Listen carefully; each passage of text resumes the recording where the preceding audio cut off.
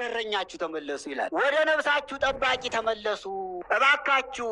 እንደ በጎች ስትቅበዘበዙ ኑራችሁ በቁስለ ደሙ በክርስቶስ ቁስለ ደም ድናችኋልና እባካችሁ ወደ እረኛችሁ ተመለሱ፣ በንስሐ ተመለሱ፣ በንስሐ እንመለስ። አሁን ጠባቂ ያስፈልጋል። ርደተ ምድር መጣ እየተባለ ነው። በኢትዮጵያ ምድር ተንቀጠቀጠች ይላል አይደል? ማንም ያንቀጠቅጣት? ምኑ አንቀጠቀጣት? እግዚአብሔር ነው። ሁልጊዜ እግዚአብሔር ነው ምንድል መቼም አይደለም። የከበዳት ነገር አለ። የሚያንቀጠቅጣት የከበዳት ነገር ስላለ ነው። አንድ ሰው በጣም ከአቅሙ በላይ የሆነ ሸክም ከተሸከመ ይንቀጠቀጣል። ቀጥቀጥቀጥቀጥቀጥ ከዚህ ላይ ምድር አሁን የከበዳት ነገር አለ። ጅማቷ ሊበጠስ የምትንቀጠቀጥበት የከበዳት ነገር አለ ማለት ነው አይደል? ሸክም ከብዶባታል። ምን ይሆን የከበዳት? ምን ተሸክማ ይሆን? ሰው እንዳትሉ፣ ሰው አይከብዳትም በፍጹም። ይሄማ አልሞላችሁ። እንዲሁም ሰው አይከብዳትም በፍጹም።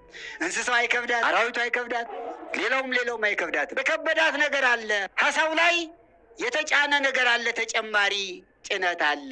እሱ ማን ነው? ይሄ ሁሉ ከባድ ነው። የከበዳት ይሄ ሳይሆን አይቀርም። ከብዳት ምልክት ታሳያለች ይላል። ምድር አትከፈትም፣ ትንቀጠቀጥም፣ አይከብዳትም። ቃል ኪዳን ተሰጥቷታል። ውሃው ነው ያለች። ውሃውንም አትፈራም፣ ውሃውም እሷን አያሰጥማትም። አሁን ግን በሌላው ዓለም የሚሰማው በኢትዮጵያም እየተሰማ ነው እና ምዕመናን መፍትሄ እንዲኖረው እናንተ ወደ ነፍሳችሁ ጠባቂ ወደ እረኛችሁ መለሱ አለነ። ሳህን ግባ። በርበሬው ምንድን ነው የሚጨመር? ቀይ አፈር። ከቅቤውስ ሙዝ፣ ከማሩስ ስኳር፣ ከፊኖስ ከዱቄቱ ጀሶ። የቃየል መስዋዕት ነው ለማለት ነው። ጥቅም ሲባል የሚደረግ ቃየል እንደዚህ ነበር። እንክርዳድና ስንዴ ሳይለቅም ግብርናው የሞተ ነበር። ወደ እግዚአብሔር መስዋዕት ሲያቅርና አለ አይ እግዚአብሔር ይቀበለው መችስ እሷ ይበለዋልና እንክርዳዱን ሳይለቅም እነ እንክርዳዱ ያልተፈጠረውን ሲያቀር እግዚአብሔር ጠላው ይላል። አያችሁ፣ በስራችን እግዚአብሔርን ደስ ማሰኘት ይኖርብናል ምዕመናን። የቃየል መስዋዕት ምን መጥቶ በላው መሰላችሁ? አሞራ ቁራ መጥቶ በላው። የአቤልን መስዋዕት ማን ተቀበለው? እግዚአብሔር ተቀበለው። ለመጉዳት ገንዘብ አገኛለሁ ብሎ ከበርበሬው ቀይ አፈር፣ ከቅቤው ሙዝ፣ ከማሩ ስኳር፣ ከፊኖ ዶቄቱ ጀሶ የሚደባልቅ ሰው ካለ ቃየል ነው ስሙ። ቃየል በሉ እስቲ። ወንድሙ ቃየል ጨካኙ ነው፣ ገድለው። ፊኖ ጀሶ መጨመር ይገድላል አይገድልም? እንደዚያ እኮ ነው። ያው የቃየል ስራ እኮ ነው። ቃየል እግዚአብሔር የአቤልን መስዋዕት ስለተቀበለ አቤልን ገደለው። የአሁኑ ትውልድ ጠማማ ትውልድ ደግሞ ዳግማዊ ቃየል ነገርኩ እያለ ከፊኖ ዶቄት ጀሶ እየጨመረ የገንዛ ወንድሙን ይገድላል አይደል? ልዩነት አለው። ማንን ነው የምትመርጡ? አቤልን ነው ቃየልን? እኛ ማንን እንሁን?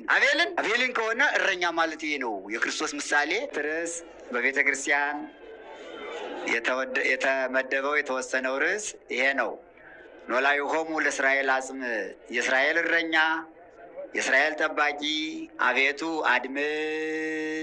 አድምጥ ይላል። የዛሬው በዓል ሁለት በዓል ነው። በዓሉ ግን የራሱ የባለቤቱ የመድኃኔ ዓለም ክርስቶስ ነው። ስሙ ነው እንጂ ሁለት የሆነ በዓሉ የእሱ ነው። ኖላዊ ይባላል። የዛሬው ሰንበት የዛሬው እሑድ ኖላዊ ይባላል። በዓሉ በዓለ ኖላዊ ይባላል። ከዚህ ጋር ደግሞ በዓለ ስቅለቱ 27 ቀን አብሮ ስለዋለ በዓለ ስቅለቱ ይባላል እና የተደራረበ በዓል ነው። ኖላዊ የተባለ ክርስቶስ ነው። ኖላዊ ማለት እረኛ ጠባቂ ማለት ነው። ሰብሳቢ ማለት ነው እረኛ ማለት እና ኖላዊ የተባለ መድኃኔ ዓለም ክርስቶስ ነው እና ነቢዩ ዳዊት ኖላዊ ሆሙ ለእስራኤል አጽም፣ የእስራኤል እረኛቸው አድምጥ ይላል። መዝሙረ ዳዊት መዝሙር 79 ቁጥር 1 ላይ ተጽፏል። ቤተ ክርስቲያን እግዚአብሔርን በየጊዜው በየሰዓቱ ታመሰግናለች፣ ታገለግላለች። በቤተ ክርስቲያን ለእግዚአብሔር የሚቀርበው አገልግሎት ደግሞ ራሱን የቻለ የአገልግሎት ጸሎት፣ ምስጢር፣ ስም አለውና በዓመት የሚውሉት ሰንበታት እሁድ በየሳምንቱ ራሱን የቻለ ርዕስ አለው። ዘመነ ስብከት ከተጀመረ ጀምሮ ዛሬ ሶስተኛ እሁድ ነው። የፊተኛው እሁድ ስብከት በዓለ ስብከት ይባል ነበር። ያለፈው ደግሞ ብርሃን ይባል ነበር። ዛሬ ደግሞ ኖላዊ ይባላል። የዛሬው እሁድ ኖላዊ ኖላዊ ጠበቀ። ኖላዊ ማለት ጠባቂ እረኛ ማለት ነው። እንዴት ይህ ቀን ይህ ዕለት ኖላዊ እረኛ ተባለ? በእረኛ እንዴት ተመሰለ? የሚለውን ነው የምንማማር። ምዕመናን በያላችሁበት ናችሁ ድምፅ ቀንሳችሁ አዳምጡ። እረኛ የሚያስፈልግበት ሰዓት ነው። ጠባቂ የሚያስፈልግበት ወቅት ነው። አሁን ነቢዩ ዳዊት የእስራኤል እረኛቸው አድምጥ ሲል በኢየሩሳሌም ቤተ መቅደስ ቁሞ እስራኤል ባዝነው ጠባቂ አጥተው እረኛ አጥተው ጠላት ሰልጥኖባቸው ልክ እረኛ የሌላቸውን በጎች ተኩላዎች፣ ቀበሮዎች እንደሚነጥቋቸው እስራኤልን አሕዛብ የፋርስ የባቢሎን ነገስታት ከዚያ በፊት የነበሩትም ወደ ኋላም የሚመጡትም ጠላቶቻቸው ስለሚነጥቋቸው ጠባቂ ስለሚያስፈልጋቸው አማራጩ ሌላ ስላልሆነ ወደ እግዚአብሔር የጸለየው ጸሎት ነው። ምን አለ? ኖላዊሆሙ ለእስራኤል አጽም፣ የእስራኤል እረኛቸው እግዚአብሔር ሆይ አድምጥ። ይህ ጸሎት ነው። አሁንም እኛ ይህንን መጸለይ እንደሚገባን ዘመናችን ወደ እግዚአብሔር ጩኸን እባክህ አድምጥ፣ አንተ ጠባቂ እረኛ እባክህ ስማ ብለን በሀገር ያለውን ችግር ሁሉ በዓለም የመጣውን የምድር መንቀጥቀጥ ሁሉ ወደ እግዚአብሔር አድምጥ ብለን ወደ እረኛችን የምንጸልይበት ጊዜ ስለሆነ ይሄ ርዕስ በጣም ታላቅ ርዕስ ነው። የእስራኤል ጠባቂያቸው አድምጥ አለ። ዳዊት ይህን ሲናገር እያለቀሰ ነው ለማለት ነው። ምዕመናን ዳዊት ይህን ጸሎት ሲጸልይ ቁሞ ነው ለማለት ነው። ዳዊት ይህንን ጸሎት ወደ እግዚአብሔር ሲያቀርብ ወገቡን ታጥቆ ነው ለማለት ነው። ዳዊት ይህን ነገር ይህን መዝሙር ይህን ጸሎት ሲያቀርብ ከሰው ተለይቶ አእምሮውን ከልቡና ውስጥ ከቶ ከእግዚአብሔር ጋር እየተነጋገረ አድምጥ አለው። መልሱን እንሰማለን። ናና አድነን አለው። ምን ችግር አለ? ምን ችግር ኑሮ ነው እንዲህ እያለ ዳዊት እግዚአብሔር እና የሚለው ደግሞ እረኛችን የእስራኤል እረኛ። አዎ ትክክል ነው። ይህ የእስራኤል እረኛ የተባለ ዳዊት በነበረበት እዚያም በፊት እግዚአብሔርን የሚያመልኩ እስራኤል ብቻ ነበሩና ሌሎቹ አሕዛብ እግዚአብሔርን ስለማያመልኩ ነው እግዚአብሔር የእስራኤል ጠባቂያቸው አድምጥ ያለው። እስራኤልን ጠብቋቸዋል። ከግብፅ አወጥቷቸዋል። ባሕረ ኤርትራን ከፍሎ አሻግሯቸዋል። ብዙ ታምር አድርጎ ስለጠበቃቸው የእስራኤል እረኛ አለው እግዚአብሔርን። በረድኤት ነው ግን ይጠብቃቸው፣ በረድኤት በመርዳት ነው። ና አለው። ይህ የስጋቸውን ችግር ነው። ግን በውስጡ ዳዊት በጣም የሚያለቅስበት የሚሰቀሰቅበት እግዚአብሔርን ና አንሳ ኃይለከ ኃይልን አንሳ ወነአድነን ናና አድነን እያለ የሚጸልይበት ምክንያት የነፍስ ጠባቂ ጠፍቶ ከአዳም እስከ ክርስቶስ ድረስ ነፍሳት ሁሉ ወደ ሲኦል እየገቡ ጠባቂ አጥተው ሰይጣን የሚባል አውሬ እየነጠቀ እየወሰደ በሲኦል መከራ ስላጸናባቸው አረና የእስራኤል እረኛ አድምጥ፣ የእስራኤል ዘነፍስ እረኛ አረና አንተ እረኛና ጠባቂ አጥቷል ያለም ሰው ሁሉ የሰይጣን ምርኮ ሆኖልሃል። አንተ እረኛው ናና ጠብቀው፣ ናና አድነው።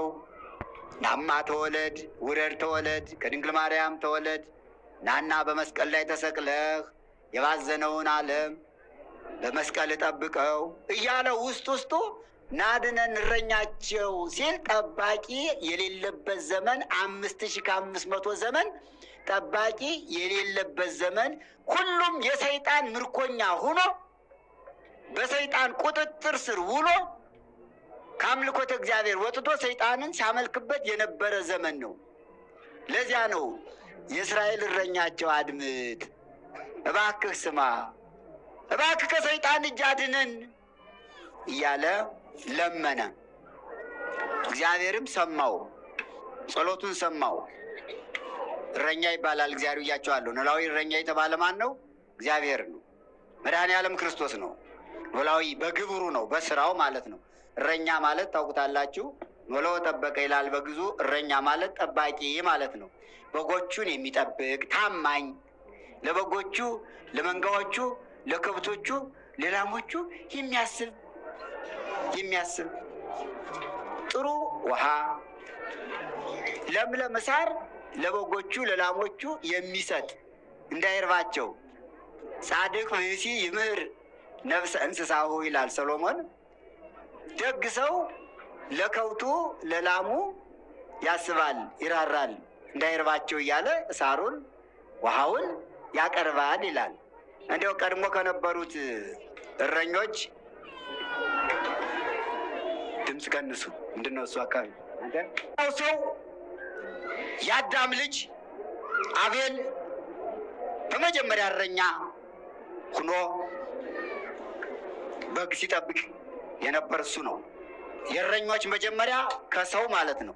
ከሰው የመጀመሪያው እረኛ ማን ነው? አቤል ነው።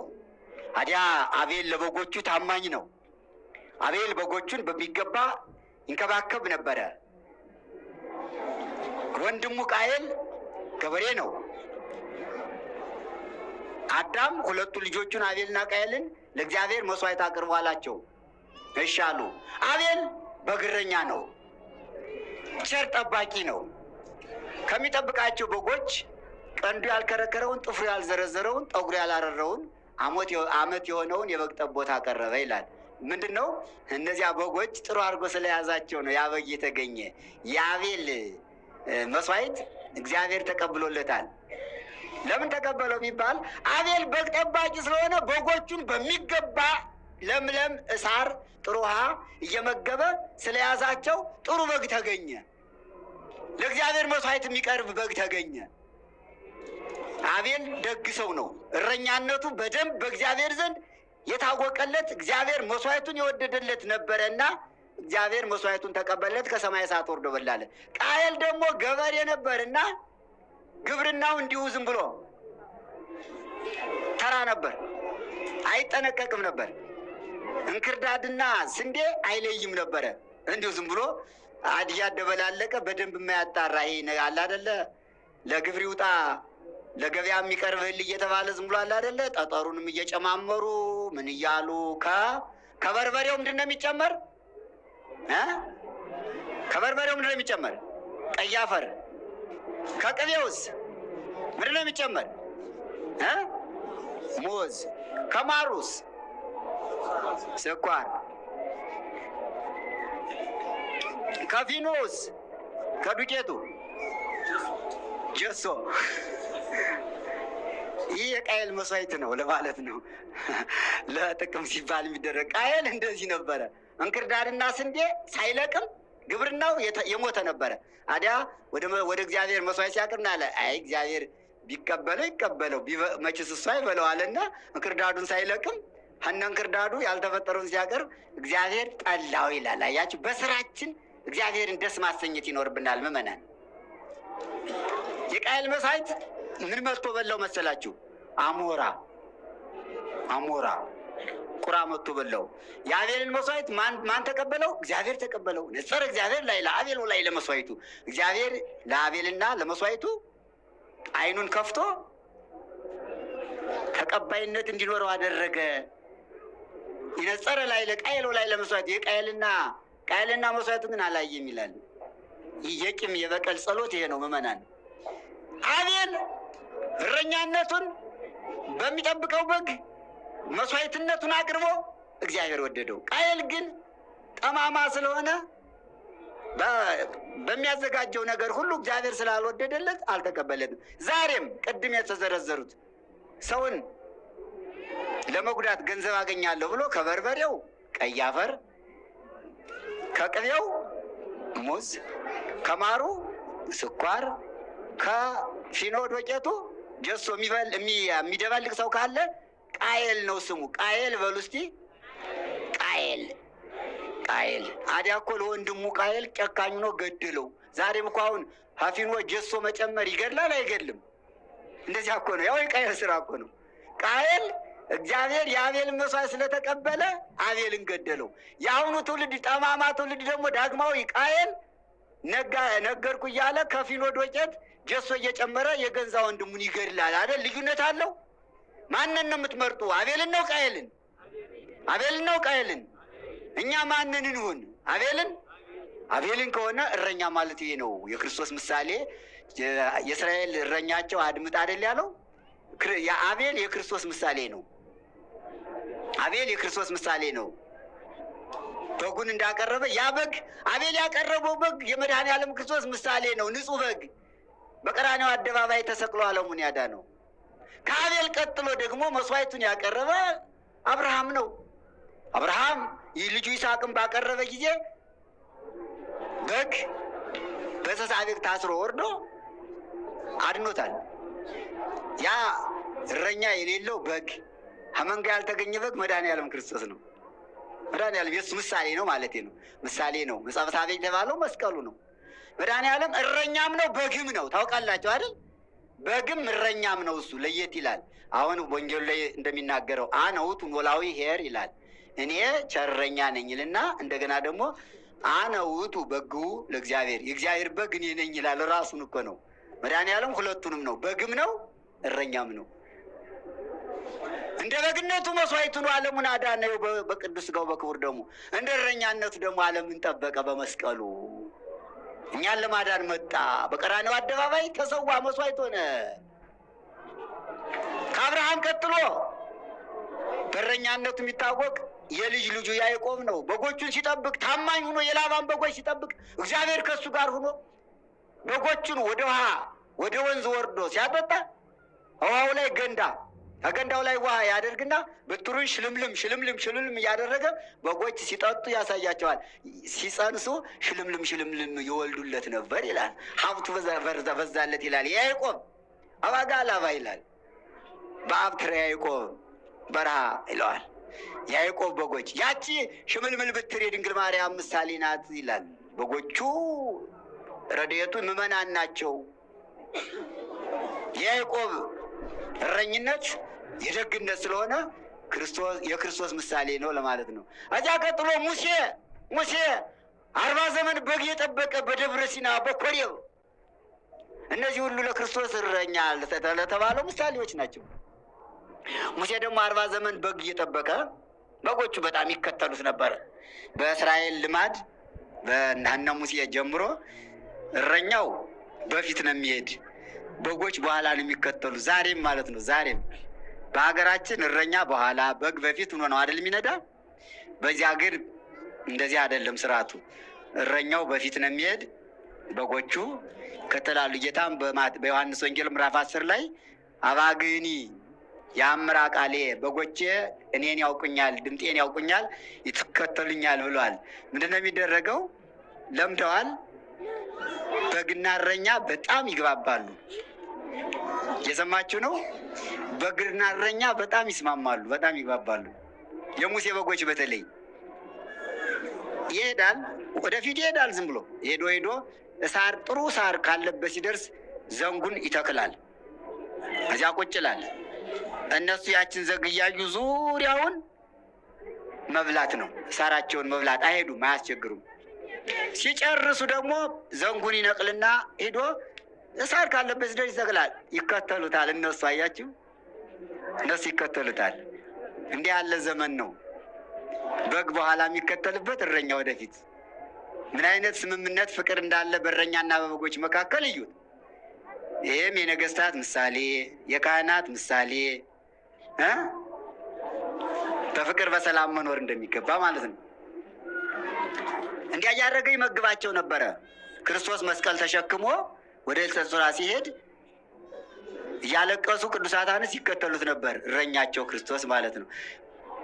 የመጨረሻው ዳዊት ነው፣ ታማኝ እረኛ።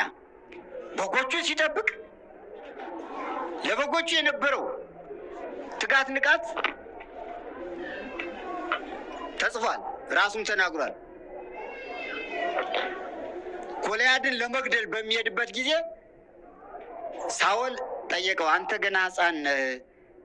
ይህ ጎልያድ ብረት ለበስ ነው፣ አርበኛ ነው፣ የጦር ልምድ አለው።